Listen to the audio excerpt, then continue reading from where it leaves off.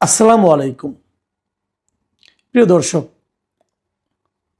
আজ সোমবার মানে 16ই ফেব্রুয়ারি, আগামীকালকে সকালে মানে মঙ্গলবার সকালে নবনির্বাচিত যারা সংসদ সদস্য হয়েছেন তাদের শপথ পড়ানো হবে এবং সম্ভবত এই দেশে প্রথমবারের মতো দুবার শপথ পড়ানো হবে। দুবার কেন? দুবার এ কারণে যে একবার শপথ পড়ানো হবে সংসদ সদস্য হিসাবে, আরেকবার শপথ পড়ানো হবে সংবিধান সংস্কার পরিষদের সদস্য হিসাবে। একই লোককে পড়ানো হবে, কারণ তারা সংবিধান সংস্কার পরিষদের সদস্য হিসাবে শপথ নেবেন এ কারণে যে তারা দায়িত্ব নেওয়ার পর আমাদের সংবিধানটাকে সংশোধন করবেন এবং সেটা জুলাই সনদ অনুযায়ী করবেন। এরকমই আবদার চলছে, এরকমই নিয়ম। এটা আলী রিয়াজ সাহেব বলেছেন, এভাবে করতে হবে। এখন সেই সংস্কার কোথায়, কিভাবে, কতটুকু হবে না হবে, তার সঙ্গে বিএনপির যে নির্বাচনী ইশতেহার তার কতটুকু মিল আছে, কতটুকু গড়মিল আছে, সেটা কিভাবে গড়মিল থাকলে সেটাকে কিভাবে ম্যানেজ করা হবে, সেটা অন্য প্রসঙ্গ। ওই প্রসঙ্গে আমি আসবো। ওই প্রসঙ্গ আগামীতে অত্যন্ত বড় প্রসঙ্গ হিসেবে আবির্ভূত হবে বলে আমার ধারণা। সেই প্রসঙ্গ নিয়ে আমরা কাল পরশু কথা বলতে পারবো। আজকে আমি যেটা নিয়ে কথা বলবো সেটা হলো এই সংসদ সদস্যদের শপথ পড়াবেন কে। যতটুকু বোঝা গেছে শপথ পড়াবেন সিইসি মানে প্রধান নির্বাচন কমিশনার। প্রধান নির্বাচন কমিশনার এম নাসিরউদ্দিন তিনি এই শপথটা পড়াবেন। প্রশ্ন হচ্ছে তিনি কেন পড়াবেন, আইনগুলো কি, কোন আইনের মাধ্যমে এটা উনি পড়াচ্ছেন। সেটা হলো, নিয়মটা হলো যে এই সংসদ নির্বাচনের পর যখন সরকারি গ্যাজেট হয়, সেই গ্যাজেটের প্রকাশের 3 দিনের মধ্যে আগের সংসদের যিনি স্পিকার, সংসদ তো তখন থাকবে না, কারণ নতুন নির্বাচন হলে তো আগের সংসদ ভেঙে দেওয়া হবে। আগের সংসদে যিনি স্পিকার তিনি এই শপথ পড়াবেন। এটা কিন্তু সরাসরি সংবিধানের অংশ। মানে সংবিধানের যে 148-এর 1 আছে, এই 48-এর 1 অনুচ্ছেদে স্পষ্ট বলা হয়েছে যে বিদায়ী স্পিকার নতুন এমপিদের শপথ পাঠ করাবেন। এখন যদি কোনো কারণে বিদায়ী স্পিকার শপথ পাঠ করাতে না পারেন, তাহলে 148-এর 2 ধারায় বলা হয়েছে, 2 অনুচ্ছেদে বলা হয়েছে যে স্পিকারের মনোনীত কোনো ব্যক্তি তার কাছেও এমপিরা শপথ নিতে পারবেন। তার মানে 2 জায়গায় কিন্তু স্পিকারকে লাগবে। হয় স্পিকার পড়াবেন, না হলে স্পিকার যদি অন্য কাউকে মনোনীত করেন যে আমার পরিবর্তে উনি পড়াবেন, তাহলে তাও হবে। তারপরে স্পিকারকে লাগবে। আবার এখন যদি স্পিকার না থাকেন তাহলে এই কাজটা কে করবে? তাহলে ডেপুটি স্পিকার করবে।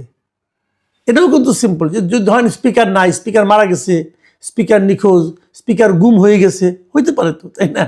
তো সেক্ষেত্রে ডেপুটি স্পিকার এই কাজটা করাবেন।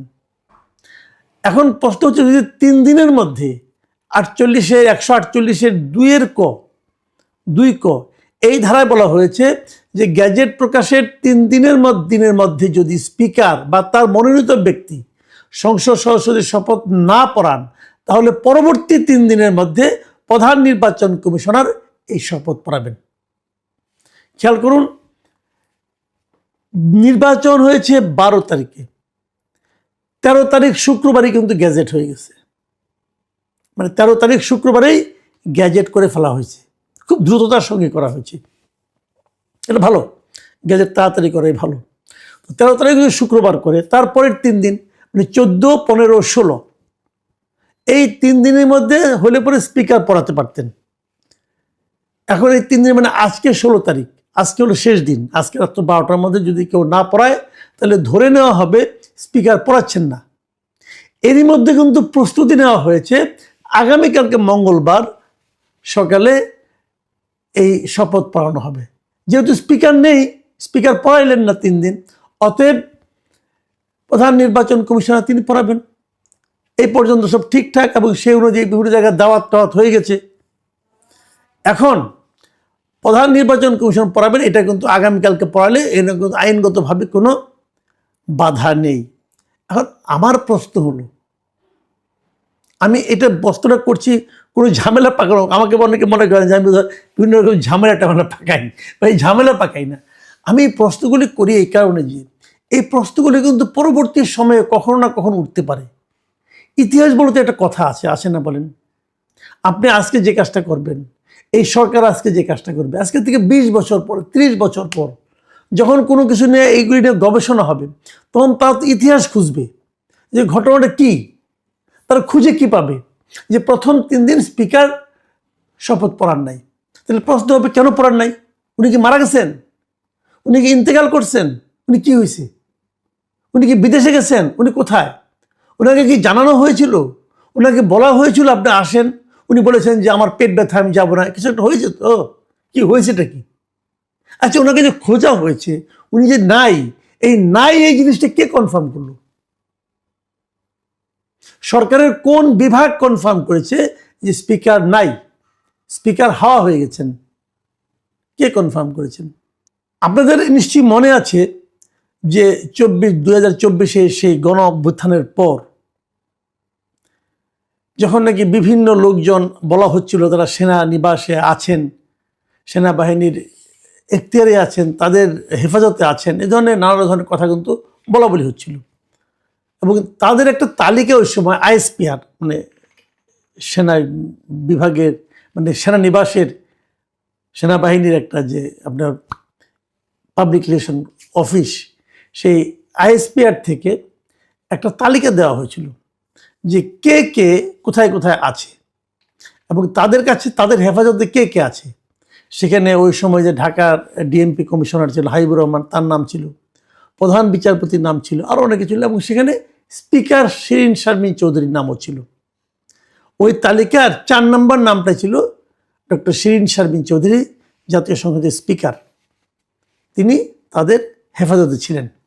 এবং ওই 11 নম্বরে ছিল ডেপুটি স্পিকার শামসুল হক টুকুর নাম। এরা উভয়ে সপরিবারে ওনাদের ওখানে ছিলেন। তো শিরিন শারমিন এই শামসুল হক টুকুকে তারপর সেখান থেকে আপনার একটা মামলায় অ্যারেস্ট করে নেওয়া হয় এবং উনি এখন জেলে আছেন। একটা মামলায় অ্যারেস্ট হয়ে উনি জেলে আছেন। শিরিন শারমিন চৌধুরী কোথায়? উনি তো জেলে নাই, তাহলে উনি কোথায়? ওনার খবর কেউ বলতে পারছে না। উনি ছিলেন তো সেনা হেফাজতে, তা সেখান থেকে কোথায় গেলেন? তাহলে এটা সেনাবাহিনীকে জিজ্ঞাসা করা হোক, ভাই আপনারা ওনারা কি করছেন? এখন উনি আপনাদের কাছে আছেন, অথবা উনি কি অন্য কোথাও গিয়েছেন? কোথায় গিয়েছেন আপনারা কি জানেন? নাকি আপনারা ওনার উপর কোনো দায়িত্ব বোধ করেন না, ছেড়ে দিয়েছেন? হতে তো পারে, কোনো সমস্যা নাই ছেড়ে দিলে পরে। দেশ ভালো অবস্থা আছে, ওনার এখানে থাকার দরকারটা কি? ছেড়ে দিয়েছেন। কোথায় ছেড়ে দিয়েছেন?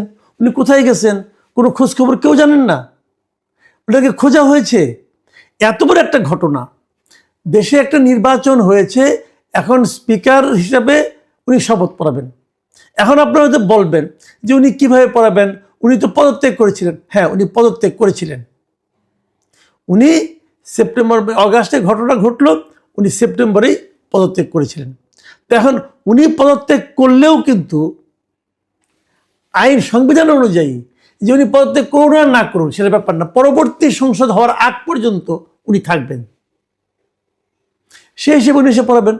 আচ্ছা, আমি ধরে নিলাম ওনার পদত্যাগটা কার্যকর হয়েছে, উনি আর পড়াবেন না, উনি আর এই ঝামেলা আসবেন না। ঠিক আছে, আসবেন না।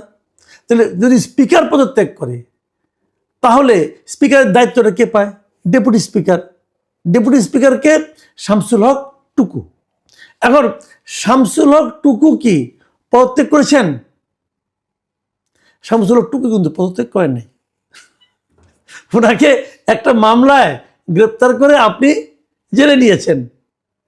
তো উনি এখান থেকে এসে ওনাকে আপনার প্যারোলে বের করে নিয়ে আসেন, নিয়ে এসে উনি শপথ পড়াবে, অসুবিধাটা কি? এবং ওনাকে গ্রেপ্তার দেখানো হয়েছে, ওনার মধ্যে কোনো সাজাও তো হয়নি, উনি তো সাজাপ্রাপ্ত আসামিও না। তাহলে ওনাকে জামিনে বের করে নিয়ে আসেন, শপথ পড়া, জামিন দিবেন না, দিয়েন না, অসুবিধা নাই, এটা তো আদালতের বিষয়, আমি কি বলবো, জামিন দিবেন আদালত, ওকে ফাইন। তাহলে তাকে মানুষ মারা গেলেও তো প্যারোলে মুক্তি পায়, ওনাকে প্যারোলে মুক্তি দিয়ে নিয়ে আসেন 2 ঘন্টা 3 ঘন্টার জন্য, উনি শপথ পড়ায় আবার জেলখানা ঢুকে যাবে, অসুবিধাটা কি? সেগুলো করলেন না কেন? ওনাকে কি অ্যাপ্রোচ করা হয়েছিল? উনি কি বলেছেন যে আমি পড়াবো না? 3 দিন তো আপনার বসে বসে জাস্ট সময় ক্ষেপণ করলেন ইচ্ছা করে, যাতে নাকি চতুর্থ দিন আপনারা সিইসিকে আনতে পারেন।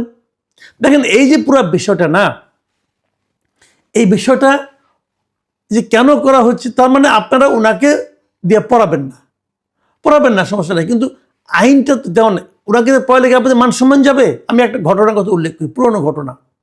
আপনাদের মনে আছে 90-এর গণ আন্দোলনে কিন্তু এরশাদ সরকারের পতন হয়েছিল। তো এরশাদ সরকারের আমলে সংসদের স্পিকার ছিলেন কে? শামসুল হুদা চৌধুরী। সেই শামসুল হুদা চৌধুরী কিন্তু পরবর্তীতে যে বিএনপি এবং আওয়ামী লীগ দুইজনে মিলে যে ইলেকশনটা করলো, 91 ইলেকশন, যেখানে বিএনপি জিতেছিল, এই সকল সংসদ সদস্যদেরকে, বিএনপির এবং এদেরকে, আওয়ামী লীগের এমপিদেরকে শপথ পড়িয়েছিলেন কিন্তু শামসুল হুদা চৌধুরী। তো উনি তো তখনকার দিনে পতিত স্বৈরাচারের সরকার যেটা ছিল, সেই সরকারের সংবিধানে সংসদের উনি ছিলেন স্পিকার। কোনো সমস্যা তো হয় নাই, বরঞ্চ আইনটা, রীতিটাকে আপনি আপহোল্ড করে রেখেছিলেন। তো এগুলো ঘটতে থাকবে, এবং এই প্রত্যেকটা ঘটনার মাধ্যমে দায়িত্বপ্রাপ্ত যে ব্যক্তিরা, তারা তাদের চরিত্রটা তারই প্রকাশ ঘটাবেন। আমি মনে করি এক্ষেত্রে তাই ঘটানো হয়েছে। এই সরকারের আইন বিষয়ক উপদেষ্টা আছেন আসিফ নজরুল ইসলাম, মিস্টার আসিফ নজরুল সাহেব, আইনের অধ্যাপক ঢাকা ইউনিভার্সিটির। উনি একটা উদাহরণ তৈরি করলেন। উনি আবার শুনেছি উনি নাকি এখান থেকে শেষ করে আবার ক্লাসে ফিরে যাবেন। উনি ওনার স্টুডেন্টদের এই উদাহরণটা দিবেন যে আমি এই কাজ করেছি, এবং এটা একটা উদাহরণ হয়ে থাকবে আমাদের এখানে আইনের ক্ষেত্রে, যে এভাবে করা যায়।